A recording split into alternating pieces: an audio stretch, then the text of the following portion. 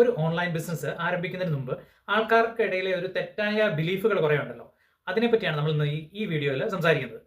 മിക്കവരും ചിന്തിക്കുന്നത് ഓൺലൈനിൽ ബിസിനസ് സ്റ്റാർട്ട് ചെയ്യുകയാണെങ്കിൽ പെട്ടെന്ന് പൈസ ഉണ്ടാക്കാം, ക്വിക്കായിട്ട് പൈസ ഉണ്ടാക്കാം, നമുക്ക് ഒരു എഫേർട്ടും വേണ്ട ഒരു മനോഭാവമാണ് മിക്കവർക്കും. മിക്ക ആൾക്കാരും പറയുന്നുണ്ട്. അവരൊരു വീഡിയോ വാച്ച് ചെയ്തിട്ടുണ്ട്.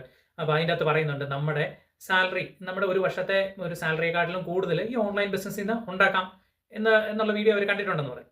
പക്ഷേ അത് 100% സത്യം തന്നെയാണ്. പക്ഷേ അവർ പറയുന്ന വേറൊരു കാര്യമുണ്ട്. അതിൻ്റെ ബാക്കിലുള്ള എഫേർട്ടിനെ പറ്റി അവർ പറയുന്നില്ല.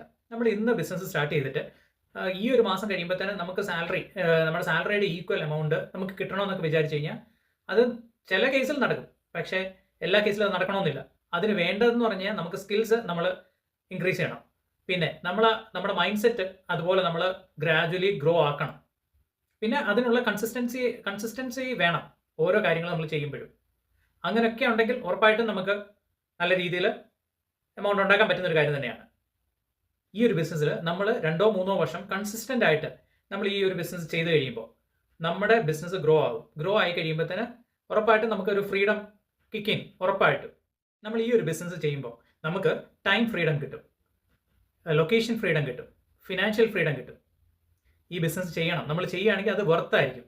നമ്മൾ 10-40 വർഷം നമ്മൾ ജോലി ചെയ്യുന്ന അത്രയും നാൾ നമ്മൾ ജോലി ചെയ്തിട്ട് നമ്മൾ പിന്നെയും സ്റ്റക്കായി നിൽക്കുന്ന ഒരു ടൈം ആണെങ്കിൽ നമ്മൾ 1-2 വർഷം ഈ ഒരു ബിസിനസ്സിലേക്ക് നമ്മൾ എഫേർട്ട് ഇടുകയാണെങ്കിൽ നമുക്ക് അതിനുള്ള ബാക്കി നമ്മുടെ ഒരു ലൈഫ് എന്ന് പറയുന്നത് നമുക്ക് എൻജോയ് ചെയ്ത് തന്നെ ജീവിക്കാൻ പറ്റും. ബിക്കോസ് ഈ ഒരു ബിസിനസ് നമ്മൾ ഗ്രോ ചെയ്ത് അത് സ്റ്റേബിൾ ആയി കഴിയുമ്പോൾ രണ്ടാമത്തെ ഒരു മിത്ത് എന്ന് പറയുന്നത് എല്ലാവരും ചിന്തിക്കും, ഓക്കെ ഒരു ഓൺലൈൻ ബിസിനസ് നമുക്ക് ഫ്രീ ആയിട്ട് സ്റ്റാർട്ട് ചെയ്യാം എന്നായിരിക്കും വിചാരിക്കുന്നത്.